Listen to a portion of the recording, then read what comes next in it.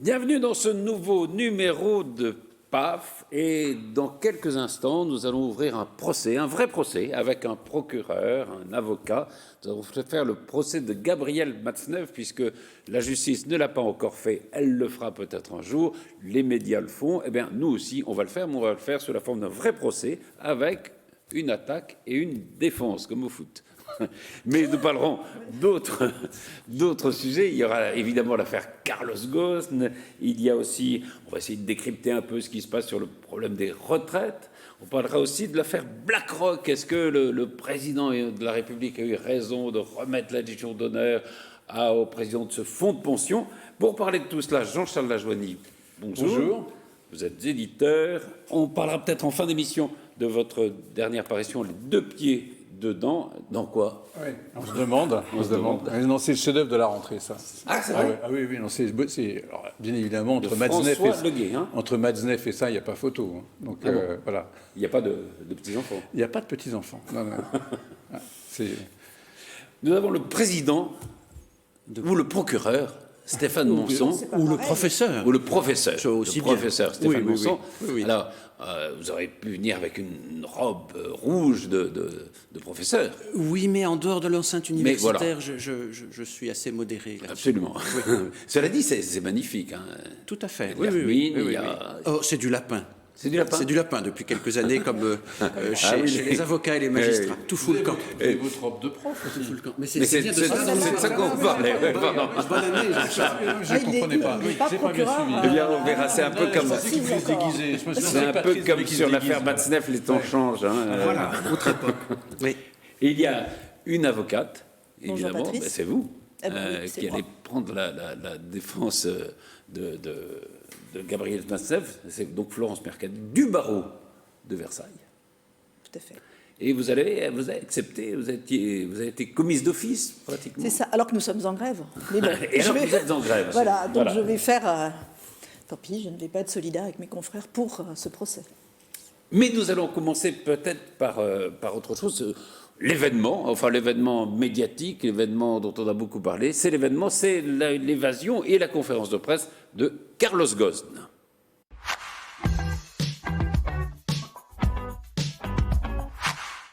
Alors comment moi je dis Carlos Ghosn, mais on peut dire Ghosn, vous dites comment? Carlo Ghosn. Ah oui, on prend qu'un S sur les deux. Non, au début, tout le monde disait Carlos Ghosn, comme vous. Et puis finalement, je pense que par facilité de langage, tout le monde a dit Carlos Ghosn, c'est aussi bien. Voilà. Ah, Carlos Ghosn, voilà. Si vous voulez. Voilà. Puis ça va en anglais, parce que Carlos Ghosn, c'est Carlos, c'est parti. Et en japonais, on dit comment? Voilà, mais c'est ça. Voilà, c'est pour ça. Ah oui. Il s'est fait la malle. Voilà, exactement. En japonais, on dit comment d'ailleurs? Je ne sais pas, on ne dit pas parce que peut-être qu'ils l'ont confondu avec quelqu'un d'autre. Alors, il y a plusieurs éléments intéressants dans cette affaire. Il y a d'abord ce feuilleton très rocambolesque de l'évasion. Qui a sidéré quand même tout le monde, visiblement, et il s'est enfui dans une malle transportée. Alors, ça a coûté quand même 5 millions, hein, l'évasion, d'après ce qu'on peut savoir. Oui, alors lui, il ne confirme bien évidemment pas ce prix-là, mais c'est vrai qu'on est avec Carlos dans un univers absolument abracadabrantesque. Il quitte le Japon en abandonnant une caution de 12 millions d'euros, comme si nous, on perdait 20 euros, ça n'a pas l'air de le déranger plus que ça. Il s'enfuit pour 5 millions d'euros. Je veux dire, mais on est dans les hautes sphères de la finance et de la... Enfin, c'est extrêmement curieux et ça n'a l'air de choquer personne. Enfin, je veux dire, voilà.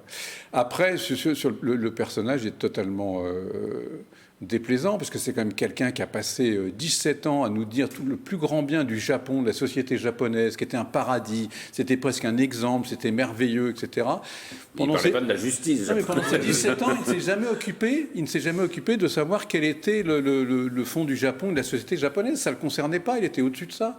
Et puis maintenant, il découvre, alors qu'il est traité comme tous les Japonais, comme un Japonais de base, il est mis en prison. Alors, bien évidemment que le régime judiciaire et carcéral japonais est totalement répugnant et scandaleux. Mais il n'est pas plus scandaleux pour Carlos Ghosn que pour un Japonais de base. Et lui, ça le dérange maintenant. Là. Et ce matin, sur une interview sur France Inter, il ose dire que le Japon ne serait pas une démocratie quasiment. Enfin, je veux dire, pendant 17 ans, il nous a vanté ce pays. C'est vrai que, alors je ne sais pas si la statistique est vraie, mais on dit que dans 99% pratiquement des cas, les jugements correspondent aux réquisitoires des procureurs. Ce qui est beaucoup. Oui, c'est ça, c'est beaucoup. Et en s'agissant des étrangers, c'est quasiment 100% de condamnation. Oui, c'est ça, oui.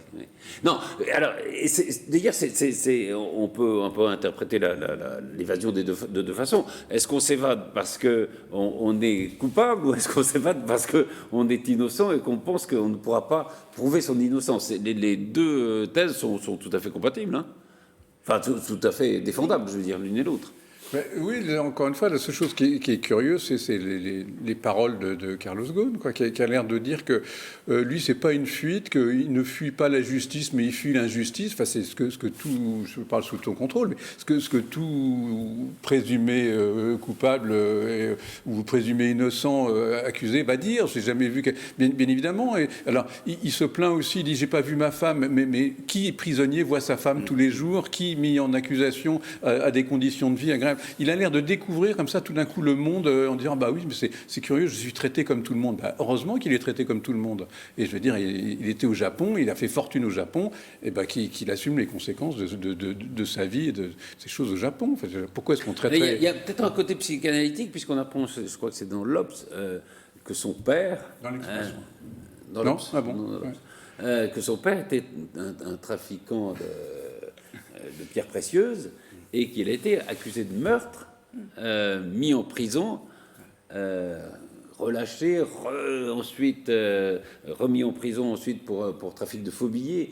Donc il y a peut-être une peur terrible de la prison qui vient aussi de cette ascendance-là, une ascendance dont il n'avait d'ailleurs jamais parlé.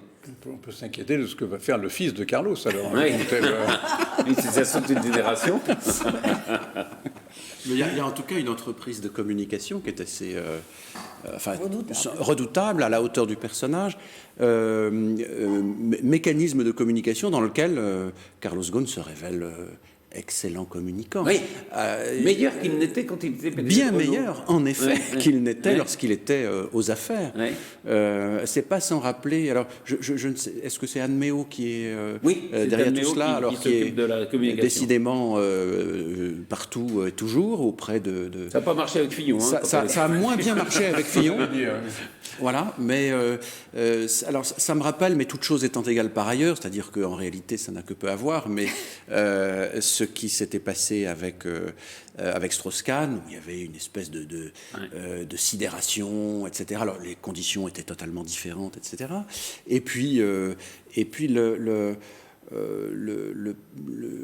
la confession de Cahuzac, aussi en termes de communication. Enfin, voilà, alors Cahuzac, bon, c'est terminé. Strauss-Kahn, c'est fini aussi. Je doute que ce soit terminé pour Carlos Ghosn. Ouais. En tout cas, ce qui est agréable sur l'affaire Carlos Ghosn, c'est que pour l'instant, et ça fait du bien, on a l'impression qu'il n'y a pas de volet sexuel à l'affaire. Et comme depuis des années, à chaque fois, avec toutes les affaires, il y a toujours un côté sexuel, où après la pudibonderie arrive. Enfin, là, ça a l'air juste, c'est de la délinquance financière pure et simple. Enfin, voilà. Du coup, ça fait Madame Balkany. Et du coup, ça fait du bien. Oui, mais monsieur et Madame Balkany, ils avaient une vie aussi. Il y avait aussi sexuellement, c'était assez sulfureux.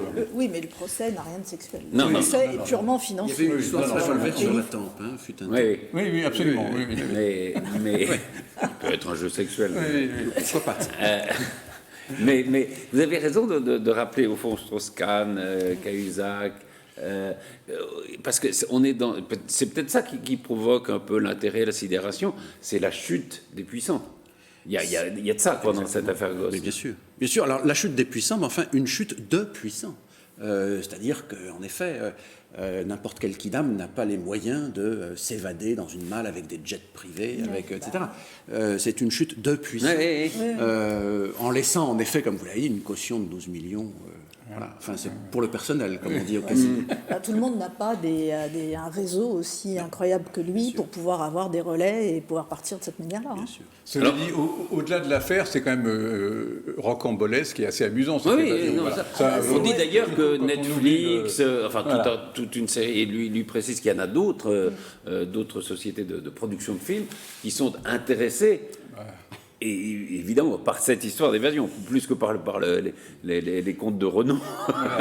Non, mais tout son périple au Japon peut faire un film, s'il est bien fait, assez formidable. D'ailleurs, il y a des... C'est OSS 117, là, c'est incroyable. Ouais, il y a des hommes de main assez extraordinaires qui ont participé visiblement à cette évasion.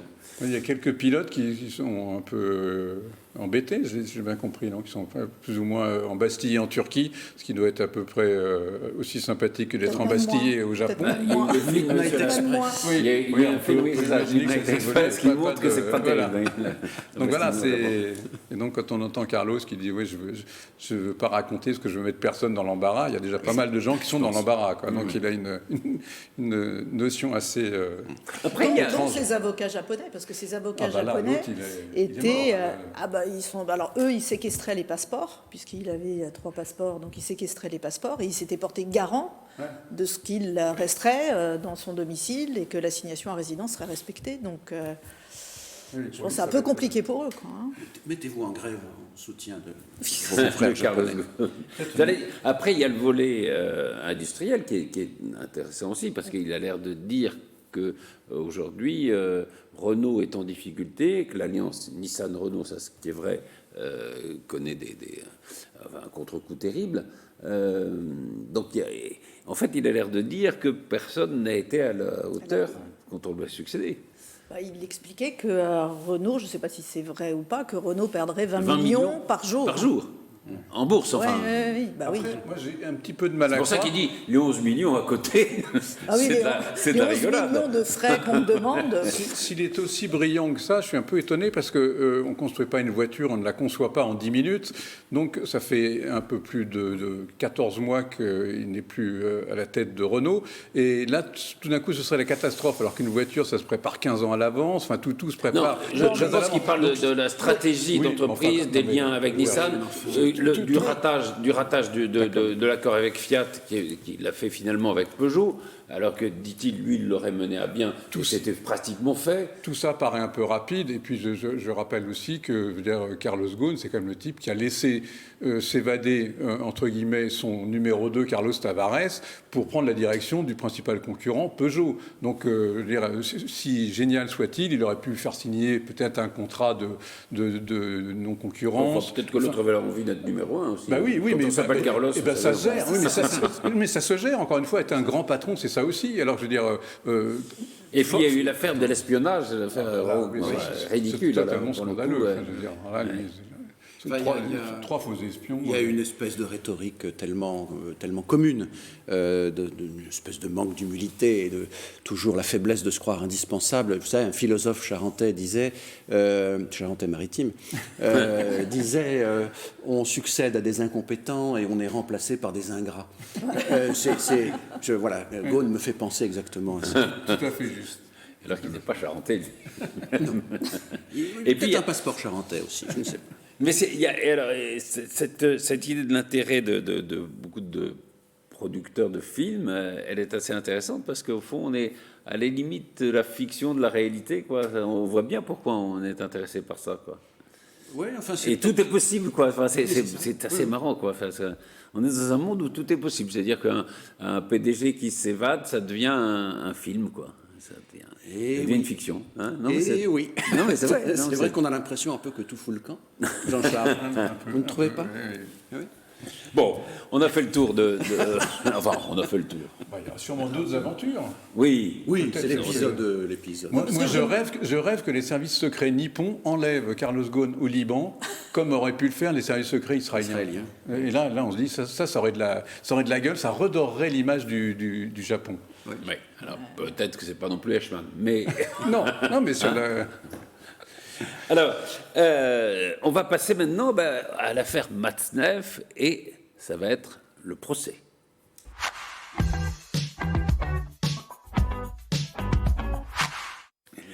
Jean-Charles, je vais peut-être commencer avec vous. Alors, je dis tout de suite que vous avez accepté de jouer Stéphane Monson, le rôle du procureur. Jouer, c'est voilà. Et Florence Mercadet, par principe, c'est votre métier, le rôle de l'avocate. Oui, je vais le jouer. Vous allez défendre Gabriel Matzneff. Peut-être un mot avec vous, d'abord Jean-Charles, parce que vous l'avez Vous connaissez? Voilà, bien connu. Voilà, absolument. Absolument. Vous n'étiez pas tout jeune quand vous l'avez. Rassurez-nous. À l'époque des nouvelles littéraires, oui, où tout le monde était séduit et emballé par ce personnage, cette sorte de dandy plutôt élégant. Voilà, alors on montre maintenant des photos de lui, il a plus de 80 ans, mais je 83 ans.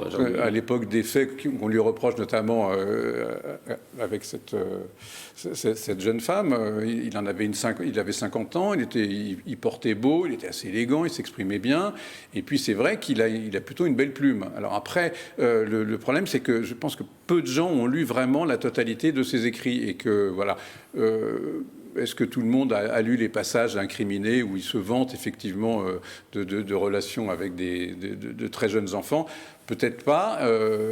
J'ajoute juste aussi qu'à l'époque, ça ne choquait visiblement, même les quelques personnes qui avaient dû le lire, ça choquait assez peu de monde. Alors je ne veux pas du tout m'acharner sur Cohn-Bendit, que je trouve par ailleurs très sympathique, mais à la même époque, il y a une émission de télévision où on voit Cohn-Bendit, un sourire jusqu'aux oreilles, qui dit tout le plaisir qu'il a à se faire déshabiller par un garçon de 5 ans. Bon. Oui, vous replacer, mais peut-être qu'on en reparlera tout à l'heure. Oui, mais enfin, replacer, c'est la même époque. C'est vrai qu'il y a eu, dans l'après 68, toute une théorie de libération sexuelle qui disait, justement, c'est la bourgeoisie qui empêche les enfants d'avoir accès à la sexualité, il faut les libérer, donc il faut leur apprendre, très jeunes, la sexualité. Qui n'est pas tout à fait les thèses d'ailleurs de Batzneff. Lui, c'est plutôt le plaisir qu'il avait avec des jeunes filles, avec des jeunes garçons. Et c'est vrai que peut-être que là aussi les temps ont changé. C'est-à-dire qu'à l'époque, on entendait plutôt la parole du prédateur et qu'aujourd'hui, on est plutôt enclin à entendre la parole des victimes. Voilà. Et après, juste avant de laisser la parole à nos deux éminents mais vous débatteurs... pourrez reprendre la parole après.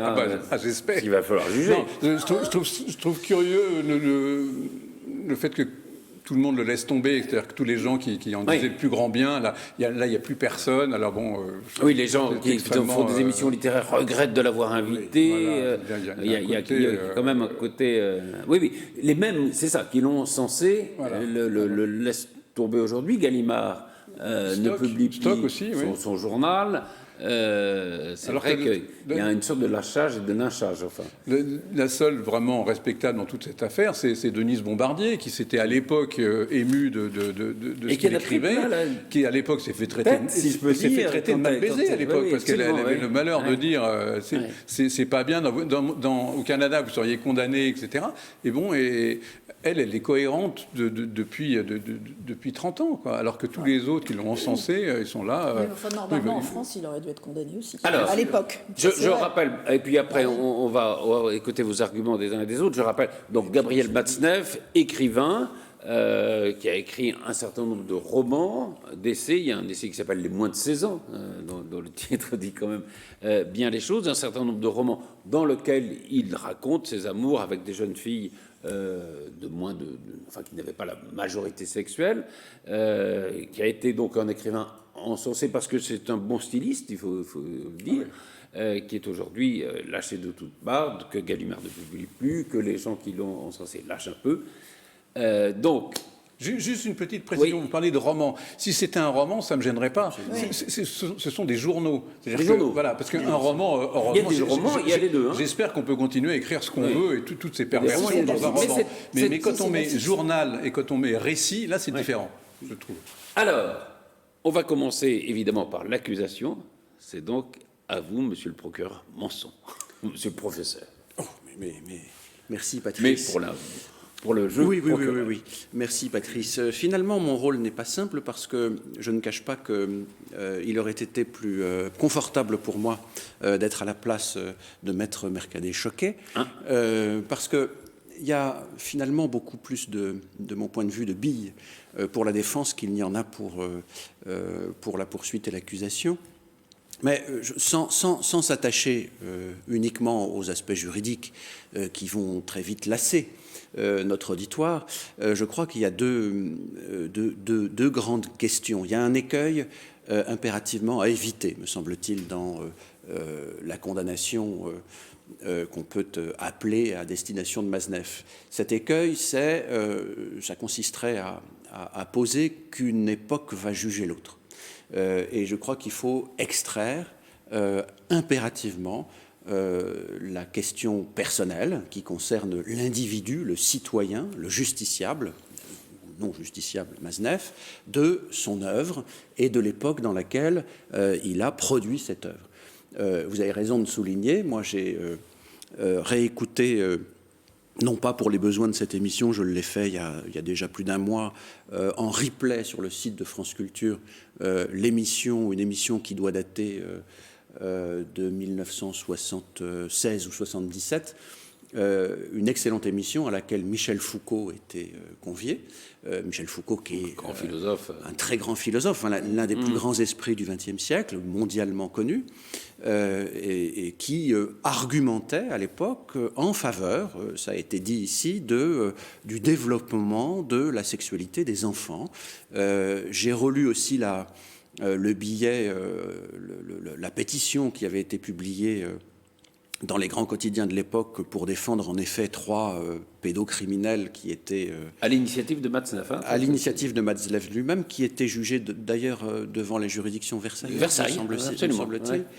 Et on y voit là aussi des signataires éminents, parmi lesquels, outre Simone de Beauvoir et Jean-Paul Sartre, je passe sur Roland Barthes, je crois. Roland Barthes, je passe sur Bernard Kouchner et Jacques Lang, que je ne classe pas dans la même catégorie, mais on y voit aussi la signature de Françoise Dolto, qui a, sinon inventé, du moins développé la pédopsychanalyse, etc. Enfin, et influencé beaucoup de parents. Et influencé énormément de parents et de praticiens. Donc, il s'agissait en effet d'une autre époque, il s'agissait d'un autre temps. Il s'agissait d'un autre débat que celui qui nous occupe aujourd'hui, à savoir, est-ce que les enfants ont une sexualité ou pas? Est-ce qu'un adulte peut, à l'époque, on disait, aider un enfant à découvrir sa propre sexualité? C'était en ces termes-là, qui aujourd'hui sont très choquants, mais qui, je crois, ne doivent pas entrer dans le débat, parce que tout est extrêmement, éminemment fragile dans cette considération-là. Une époque peut s'être trompée. Une époque peut s'être trompée, et nous, peut-être que nous nous trompons. Ayons la modestie aussi de reconnaître que peut-être que dans 40 ans, quand on nous entendra dire certaines choses, on sera infiniment choqué. Ce qu'il faut donc distinguer, c'est ce contexte, cette époque, de l'homme lui-même. Alors, l'homme lui-même, en revanche, il n'est autre qu'un pédocriminel. Un pédocriminel qui, déjà, et Maître Mercadet, vous l'avez souligné, qui aurait dû être, sinon condamné, du moins poursuivi, déjà à l'époque, parce que il me semble que l'incrimination d'atteinte sexuelle, en gros, elle, si j'en crois ce que j'ai lu il y a longtemps, elle date en gros de l'époque de l'ordonnance de 45 sur la protection des mineurs, et puis elle s'est poursuivie depuis. Donc déjà, au moment où les faits ont été commis, revendiqués, des faits à partir desquels Maznef a tiré profit, a tiré notoriété, ces faits étaient déjà répréhensibles. Et on peut s'interroger sur les raisons pour lesquelles la justice, les parquets, se sont abstenus de poursuivre, alors même, et ça je l'ai lu il y a peu, alors même que le dit Maznef a été à plusieurs reprises entendu par les services de police.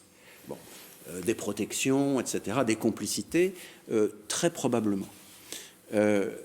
Donc l'homme lui-même, me semble-t-il, il l'est plus juridiquement, parce que les faits sont prescrits. Il est... les faits qu'on connaît, peut-être qu'il y en aura d'autres, on ne sait pas. Les faits, oui, qu'on connaît pour l'instant, peut-être. Mais pour l'instant, c'est sur le fondement de ces faits-là. Mais au-delà du droit, et sans y mettre de la morale, parce que je crois qu'il ne faut jamais mélanger les deux, et fort heureusement, mais il y a ici un aspect qui me paraît de toute évidence extrêmement condamnable. Alors peut-être que c'est trop évident, mais en tout cas, ça doit emporter, me semble-t-il, la conviction.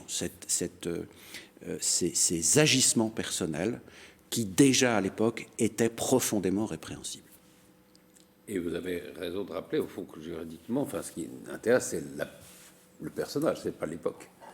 c'est l'homme. C'est l'homme. C'est l'homme. Et encore une fois, on en a déjà parlé ici, il convient jusqu'au bout de distinguer l'œuvre de l'auteur. L'œuvre, eh bien, elle est ce qu'elle est. Alors c'est vrai que c'est un côté sans doute un peu gênant de distinguer entre le journal et le roman, mais finalement, pourquoi pas? Sa plume, vous l'avez dit, moi je n'ai jamais lu aucun de ses ouvrages, mais sa plume est apparemment plaisante. Donc continuons encore à distinguer entre l'œuvre et l'homme, mais l'homme, lui, l'œuvre n'est pas condamnable, l'homme l'est, en revanche. La parole est à la défense. Maître Merci, Monsieur le Président. Je vois que Monsieur le procureur n'a pas grand-chose dans son dossier, finalement, puisque il a fait, en gros, il a fait les 3/4 de ma plaidoirie. Par rapport à l'homme... C'est astucieux. Oui, donc je vais être très courte, finalement. Vous dites, Monsieur le procureur, qu'il faut distinguer l'œuvre de l'homme. J'en suis parfaitement d'accord. Et vous dites aussi qu'il faut distinguer l'homme de l'époque. Et là, je ne peux pas vous suivre.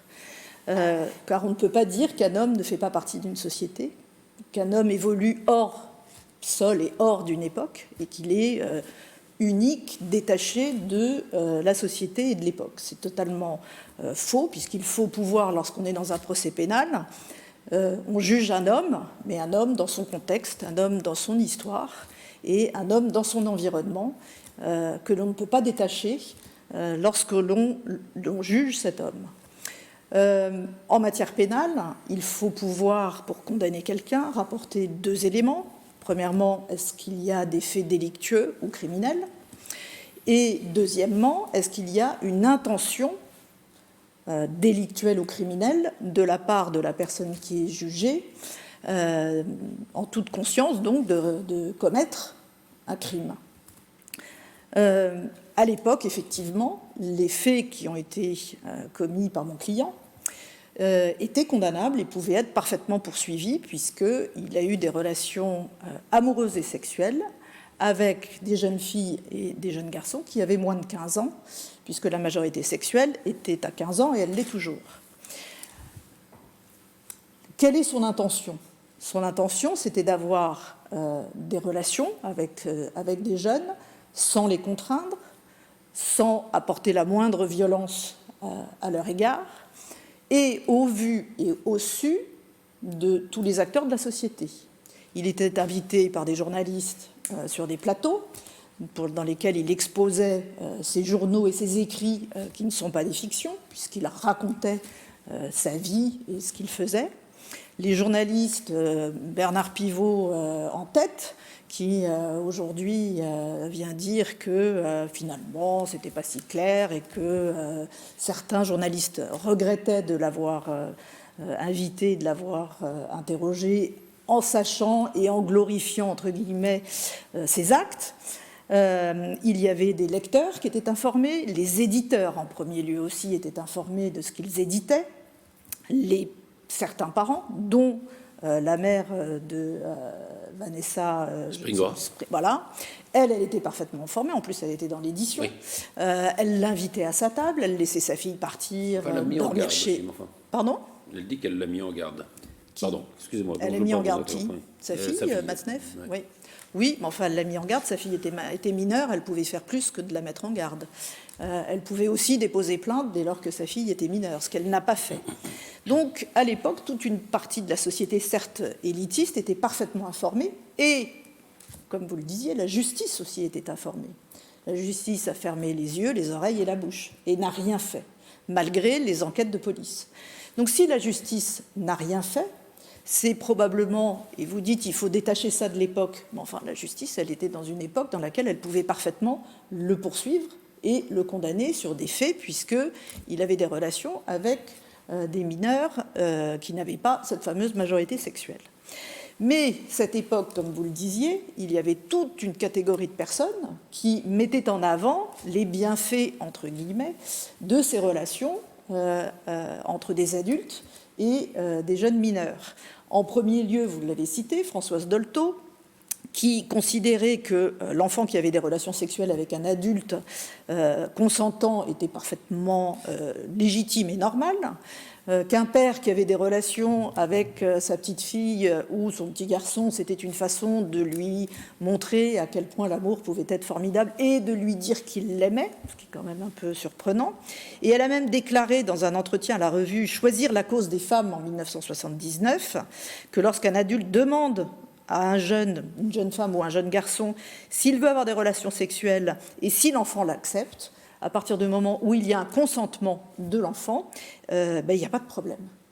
Donc, on ne peut pas nier cette réalité de l'époque dans laquelle il évoluait et dans laquelle il vivait.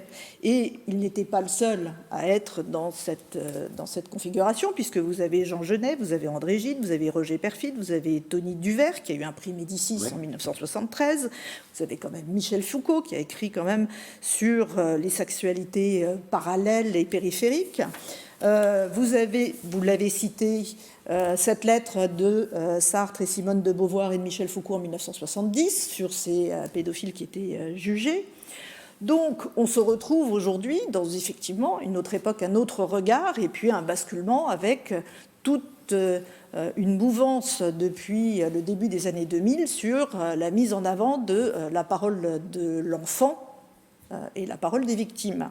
Mais pour autant, il faut se resituer quand même dans cette époque.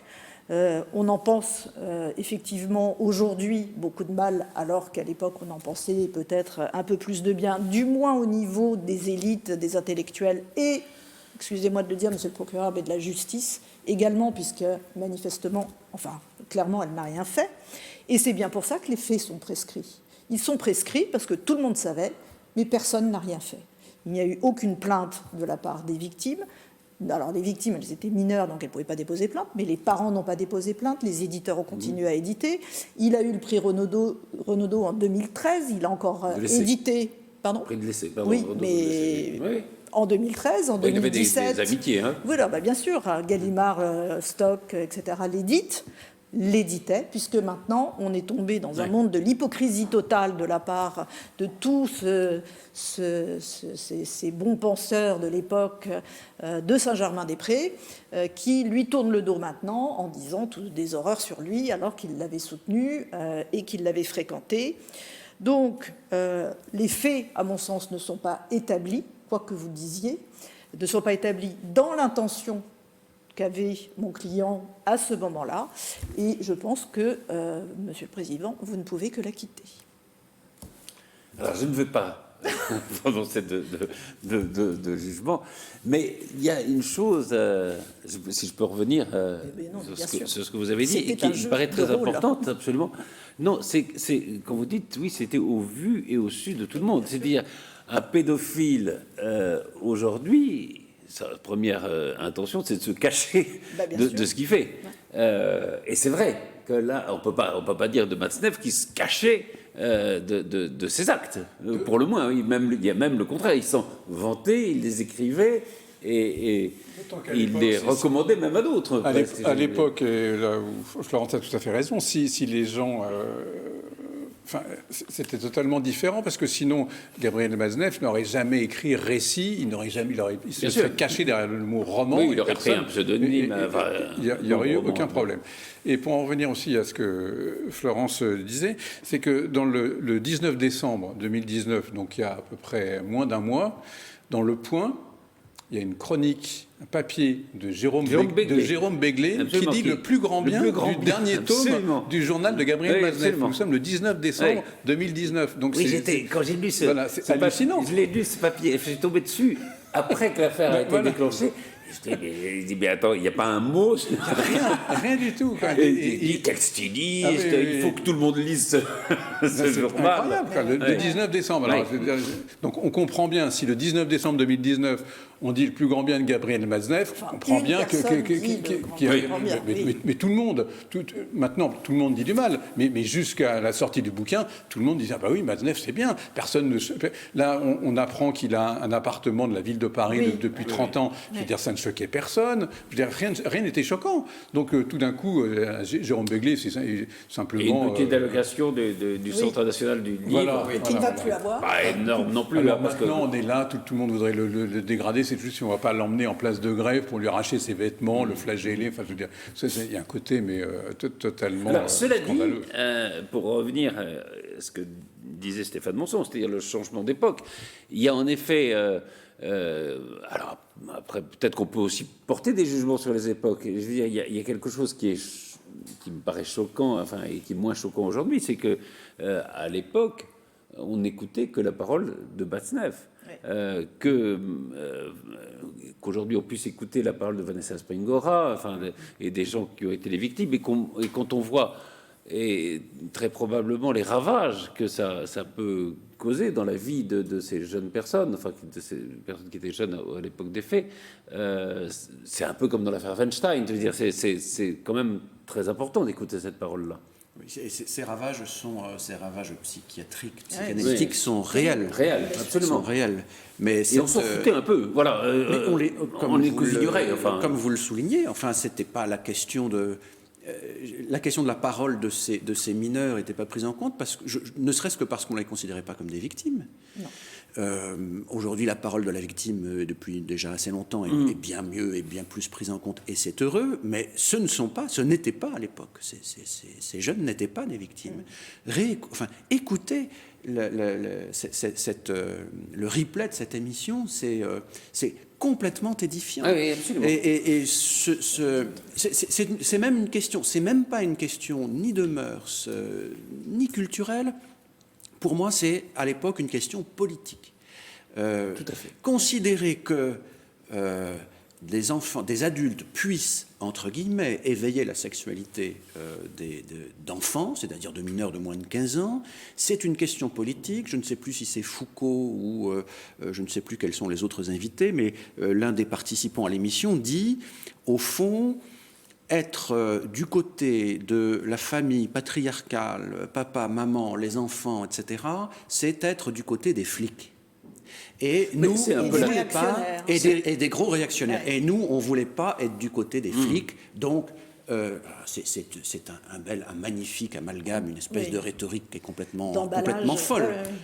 Mais c'est en ces termes-là que des grands esprits de l'époque raisonnaient. Mais c'est un peu la thèse de l'histoire de la sexualité de Foucault, hein, d'ailleurs. Oui, c'est-à-dire que ça a été confisqué par la bourgeoisie. Il y a une dimension politique, voilà. Une dimension de lutte de classe, absolument, qui se retrouve dans cette question des choses. Et alors, ce qui est quand même aussi étonnant, c'est qu'il y a, je ne sais plus si c'était 1 an ou 2 ans, il y a un projet de loi qui avait été proposé à l'Assemblée nationale, qui était de dire, ou c'était pas un projet de loi, ça avait été poussé peut-être par je ne sais plus, je ne me rappelle plus comment ça s'était fait, mais où il était débattu le fait que sur les mineurs de moins de 15 ans, il y avait une présomption de non-consentement. Et ça n'est pas passé. C'est pas passé. Et ça n'est pas passé. Alors que... je veux dire, oui, aujourd'hui on peut imaginer qu'un enfant n'est pas... qu'à 13 ans ou 14 ans, on n'a pas de consentement. Oui, parce que c'était au sujet d'un procès. Je ne sais pas si on peut présumer le non-consentement, mais en tout cas voilà. Je crois que c'était au sujet d'un procès qui était à Pontoise, d'ailleurs, je ne sais plus ce que ça a donné, sur un enfant de 11 ans. Et la personne avait été relaxée, je crois. Oui. Il me semble, oui. Elle a été relaxée. Sur cette voilà. Et base. c'est à partir de là qu'il y avait eu ce projet de non-consentement en dessous de 15 ans. Qui n'a pas été suivi. Non, pardon, Jean-Charles. Il y a une chose qui est assez paradoxale aussi dans cette affaire, c'est le succès apparent du livre de Vanessa Springora. C'est-à-dire que je me demande quelle est la motivation de l'acheteur de ce genre de bouquin. Qu'on écoute. On peut le deviner. Qu'on écoute. Oui, voilà, mais qu'on écoute Vanessa Springora dire tout le mal qu'elle a vécu, toute sa peine et tous les dommages qu'elle a subis. D'accord. Mais le livre est quand même assez cru et raconte quand même cette passion qu'elle a vécue et qu'elle ne nie pas d'ailleurs avec Gabriel Matzneff, etc. Donc il y a un côté un peu. Alors, elle ne le nomme pas exactement. D'ailleurs, il y a un côté qu'elle veut littéraire, voilà, qui est un peu contesté d'ailleurs par un certain nombre de critiques. C'est quand même l'histoire d'une passion entre une jeune femme de 15 ans et 13 ans. 13-14 ans. De 13-14 ans. Enfin,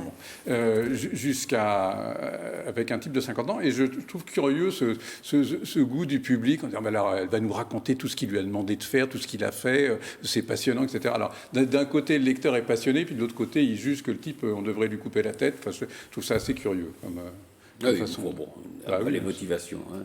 Oui, chacun a son petit tas de secrets. Si tant est que chacun puisse les identifier. Il y avait je reviens à justement ce débat entre le droit, la morale, etc. Je lisais l'avocate de Weinstein.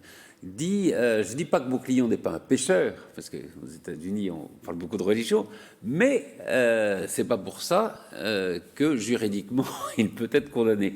C'est vrai qu'il y a ça aussi, il y a un peu de confusion, souvent, entre la morale, le droit, et l'idée que, parce qu'une chose est condamnable moralement, elle devrait être condamnée juridiquement.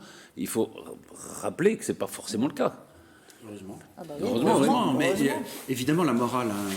Enfin, vous savez, Léo Ferré disait ce qu'il y a d'emmerdant avec la morale, c'est que c'est toujours celle des autres. Et c'est sans doute pas faux. Mais la morale est sans doute, est incontestablement pas une source, mais une inspiration de l'ordre juridique à un moment donné, dans un lieu donné. Peut-être un fondement même de temps en temps. L'un des fondements. Mais heureusement que le droit s'est émancipé et continue de s'émanciper de la morale, parce que ce sont deux choses qui sont bien différentes. Les procès en immoralité ne présentent pas les garanties des procédures applicables en droit, ne serait-ce que pour cet argument-là, il faut distinguer les deux. Puisque vous parlez de Léo Ferré, est-ce que quelqu'un se rappelle d'une chanson qui s'appelle Petite? Oui. On l'a réentendue à l'occasion. Ah, on l'a réentendue, oui. Parce que cette chanson dit, c'est un type qui est amoureux d'une fille, évidemment, très petite, et qui regrette par anticipation, si je peux dire, je me souviens bien des paroles, quand sous ta robe, il n'y aura plus le code pénal. Oui. Oui, qui date d'une chanson de ces années. Moi, je me souviens que j'avais été, à l'époque, j'avais été un peu choqué par cette chanson, mais c'est la preuve aussi que l'époque n'était pas la même et qu'on pouvait dire des choses qu'on ne pourrait plus dire aujourd'hui. Est-ce que, je ne sais pas, après on pourrait dater, mais il me semble que l'affaire Dutroux a constitué un avant et un après, mais peut-être que oui, c'est probable. Oui, ça a eu un retentissement terrible. D'ailleurs, même si Bensenef n'est pas du trou. Hein. Oui, non, c'est pas ce que je veux dire. Oui, du trou. Enfin, c'est sordide. Jusqu'au bout, c'est le sordide au carré. Hein. Ouais. Bon, sur ce. Attendons les suites de cette affaire. Passons à une actualité qui n'est pas très drôle. Décidément.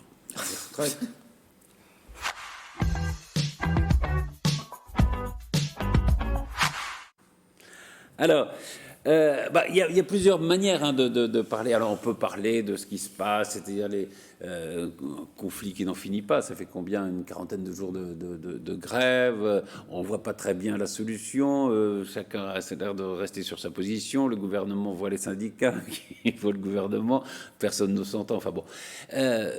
On pourrait parler de ça, mais on peut parler indéfiniment, et puis on peut être démenti par l'actualité du jour au lendemain. Il y avait autre chose qui m'intéressait peut-être un peu plus, c'est un livre d'un spécialiste sondage qui s'appelle Jérôme Sainte-Marie, qui s'appelle Bloc contre Bloc, et qui dit qu'au fond, au fond, les conflits de la société actuelle, c'est vrai que la droite et la gauche ne sont plus structurants, mais quand il bloc contre bloc, il parle de deux France, qui est un peu ce que disait Raffarin, la France d'en haut et la France d'en bas. Est-ce que vous êtes partagé cette analyse, je sais pas, Stéphane par exemple? Oui, mais je trouve qu'elle est un peu facile, cette analyse, parce que cette France d'en haut, cette France d'en bas, alors c'est extrêmement maladroit d'avoir qualifié ça de cette manière-là de la part de Raffarin. Non, ça c'était Raffarin, c'est pas ça de Marie. Mais cette France-là, elle existe.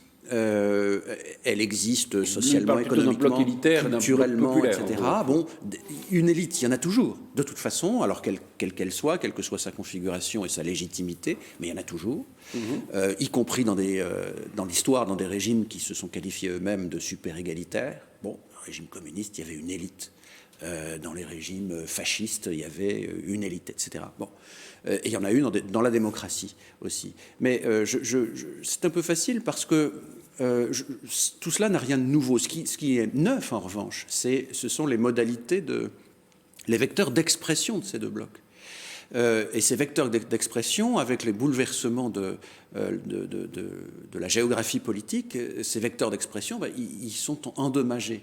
Pourquoi ? Parce que la République en marche a plus ou moins absorbé d'un côté la social-démocratie, avec ce qu'a été pendant 40 ans le Parti socialiste, le Parti socialiste d'Épinay, alors qu'il y avait un peu à l'époque des relents révolutionnaires, mais enfin qui les a vite perdus. Et puis de l'autre, les discours de Mitterrand, ils sont assez drôles. À l'époque, il s'agissait de conquérir le PS. C'est vrai que là, pour le coup, autre époque, autre mœurs aussi. Et puis du côté droit, les Républicains, cette droite à la fois bonapartiste et orléaniste, qui est une composante politique très traditionnelle de la vie politique française, elle a aujourd'hui aussi disparu. Donc qu'est-ce qu'on trouve à gauche de la République en marche ? La France insoumise, ce qui reste du Parti communiste, et donc une extrême gauche extrêmement forte, enfin pas extrêmement forte, mais qu'on entend beaucoup plus. Et puis qu'est-ce qui reste à droite ? Le national-populisme. Donc ça donne en effet un spectacle qui est extrêmement radical, avec deux blocs qui, par la voix de ces extrêmes, s'expriment en des termes différents de ce qu'ils pouvaient trouver, une possibilité d'expression dont ils disposaient avant le bouleversement de l'échiquier politique. C'est une explication qui n'explique peut-être pas tout, mais qui, je crois, est un symptôme de ce duel, au fond, de cette dualité qui, évidemment, n'a pas disparu, que le Nouveau Monde n'a pas fait disparaître. Oui, enfin, pour aller tout à fait dans votre sens, en fait, c'est le vide. Oh non, c'est le procureur. Ah ben non, maintenant, il n'est plus procureur. C'est fini. C'est fini. Non, c'était un jeu. Non, mais il y a un vide des institutions. Donc, vide des institutions politiques, puisqu'il n'y a pas de parti autre que des partis. Il y a un vide de l'offre politique, pas. Oui, mais attends, non, mais pas que de l'offre politique. De la représentativité, quand même, non ? De la représentation. Quand vous voyez le conflit des Gilets jaunes, quand même, c'est. C'est ça aussi. Non, mais c'est exactement ça aussi. Voilà, c'est la conséquence de ce vide d'offres politiques, de ce vide des syndicats également, qui sont décrochés de la base et qui n'arrivent pas à avoir la base avec eux, fait que les gens, effectivement, descendent dans la rue et expriment leur mécontentement de façon forte, virulente, voire violente. Et dès qu'il y a un vide des institutions, quel qu'il soit, par exemple dans les banlieues, vide des institutions, il y a pas, la police n'est plus là, la justice n'est plus là. Et dès qu'il y a un vide des institutions, il y a des débordements et les gens s'emparent de ce vide, ce qui est, je veux dire, tout à fait logique. Et ça va en complément de ce que vous venez de dire. Jean-Charles ? Alors, oui, quand on dit tout le monde descend dans la rue, il faut quand même garder un petit peu la raison. Je veux dire, tout le monde descend dans la rue quand il y a 1 million de gens qui descendent dans la rue pour défendre l'école privée. Là, tout le monde descend dans la rue. Même le pire épisode des Gilets jaunes, il n'y avait pas la moitié des gens. 59 millions qui ne descendent pas. Non, mais je veux dire, arrêtons aussi ça. Bon, et puis deuxièmement, bloc contre bloc, oui, sûrement, peut-être, il y a la France normale et puis la France des Gilets jaunes, ok, on est d'accord, la France qui réfléchit, puis une France qui est dans l'excès, etc. C'est compliqué que ça, quand même. Mais là, en tout cas, il y a une chose. Non, mais il y a une France pour qui ça va bien et une France pour qui ça va moins bien aussi. On parle de ce qui se passe en ce moment. Ce qui se passe en ce moment. Est-ce que vous préférez le conflit avec les Gilets jaunes ou avec Martinez, par exemple ? C'est intéressant parce que. Mais ce que je constate, c'est que, soi-disant, il y aurait une France d'en bas, une France d'en haut. Là, il y a une France qui manifeste, il y a une France qui peut se permettre de faire grève parce qu'elle sait que de toute façon, à la SNCF ou à la RATP, même s'ils ne sont pas payés des jours de grève, la boîte n'est pas en faillite, ils auront toujours leur salaire, ils auront toujours leur ticket restaurant, ils auront toujours leur comité d'entreprise. Et il y a les mêmes gens qui gagnent moins d'argent que le conducteur de TGV, qui est dans sa petite boutique, dans sa petite boîte, qui est en train de faire faillite parce que la France est arrêtée. Voilà, c'est ça aussi. Et là, on n'est plus bloc contre bloc, on n'est plus France d'en haut, France d'en bas. C'est le même pouvoir d'achat. C'est les commerces qui ferment, les petites entreprises qui sont obligées de mettre la clé sous la porte parce que les colis n'arrivent plus. Mais là, le type de la SNCF ou de la RATP, c'est pas son souci. Il peut faire grève pendant 2 mois. Les Français sont assez bêtes pour dire c'est pas grave, on va faire des cagnottes pour leur donner de l'argent. 1 million quand même. C'est absolument ahurissant. Non, mais 1 million d'euros sur la cagnotte de la CGT, ce qui démontre aussi qu'il y a un soutien de la part des Français, et il y a toujours un soutien de la part des Français sur ces grèves. Il y a un manque de discernement, surtout des Français. En parenthèse, comme ça, il y avait une cagnotte pour le boxeur qui avait boxé, dont on apprend aujourd'hui et il aurait frappé aussi sa femme, qui était à l'origine de la cagnotte.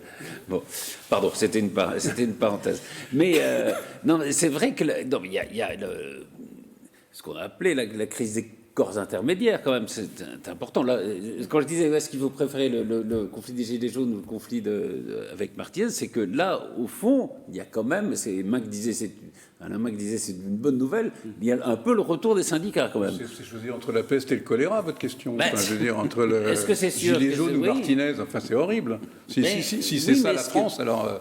Oui, merci, non, mais est-ce qu'il vaut mieux que ça soit structuré ou pas structuré? C'est ça la question. Il vaut mieux que ce soit structuré. Que ce soit structuré, et Minc, là, sur ce coup, a plutôt raison. Mais il se trouve qu'on retrouve, je pense aussi à l'intérieur des institutions qui existent elles-mêmes, cette distinction entre le syndicalisme d'en haut et le syndicalisme de base. La base syndiquée ne suit plus nécessairement les consignes. C'est plutôt le haut qui suit le bas. Absolument. C'est plutôt la direction des syndicats qui sont... On pourrait dire c'est bien que ça se passe comme ça, sauf que ça désinstitutionnalise un peu ces institutions qui sont sur le point de revenir. On va passer peut-être à la polémique.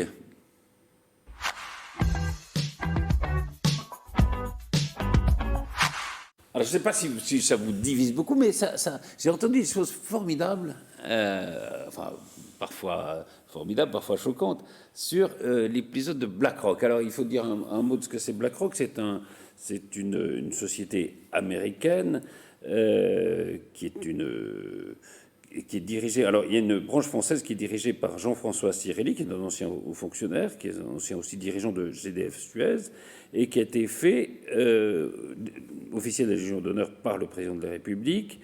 Et BlackRock, c'est un géant de la finance, c'est un fonds de pension, voilà, je cherchais le mot.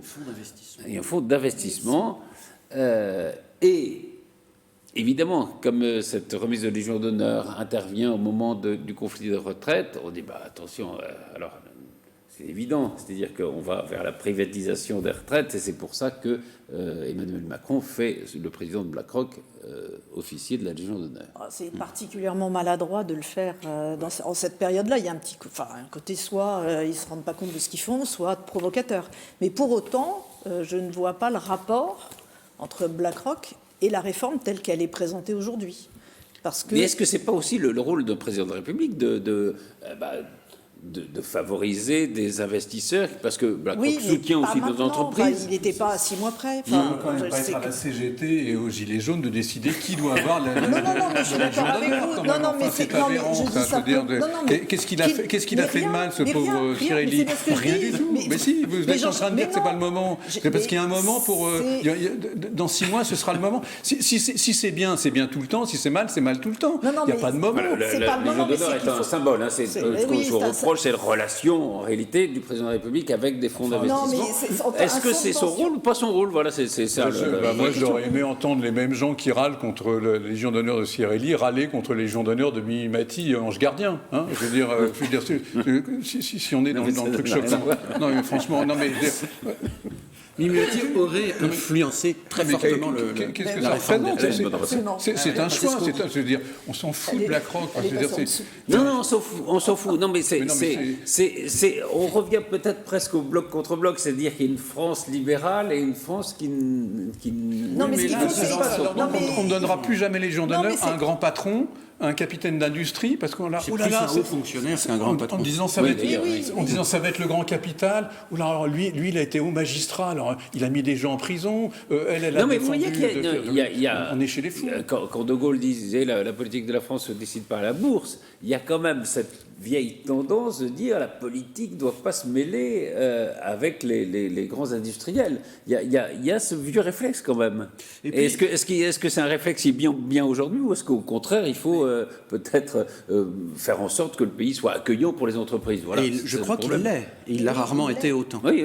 Mais il y a aussi un élément que j'ai lu au cours de la semaine et que j'ignorais, avec cet épouvantail sur la fin du système de retraite par répartition qu'on nous dit être l'œuvre du Conseil national de la résistance, qui est faux, puisque c'est une loi de 1941 du régime de Vichy qui l'a instauré. Comme dirait Éric Zemmour, a fait beaucoup de choses.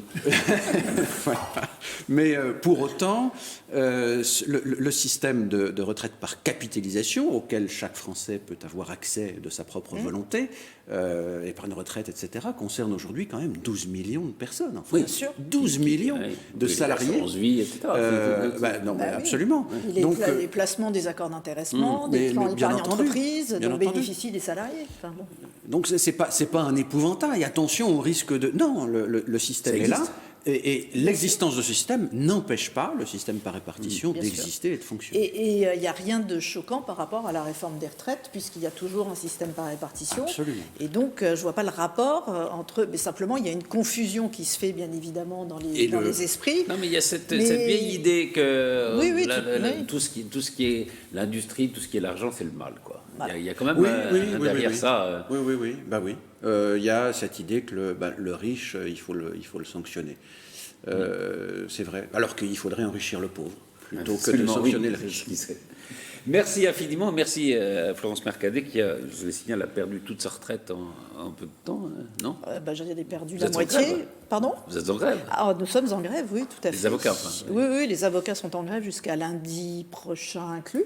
Ça va alors. Donc, toute la semaine jusqu'à lundi, on verra ce qui va se passer. Mais quand on dit il y a des perdants et des gagnants, nous, on est vraiment perdants. Dans les perdants. Nous, on est très, très perdants. Donc, mais vous êtes soucieux de l'intérêt général? Oui, de l'intérêt général, puisque notre caisse apporte plus de 100 millions au régime général tous les ans. Donc, Alors comment ça se passe? Le pauvre justiciable qui attend que vous veniez le sauver de l'incarcération, il attend une semaine? Il va attendre une semaine, tout comme ceux qui attendent un train attendent une semaine. C'est un peu plus gênant d'attendre en prison que d'attendre sur la quai de gare. C'est sur cette parole définitive que nous chacun allons ses moyens de blocage. Bravo. Voilà. Merci beaucoup Jean-Charles Lajoigny, merci beaucoup Stéphane Monson, merci beaucoup Florence Mercadet, et à très vite pour un nouveau PAF.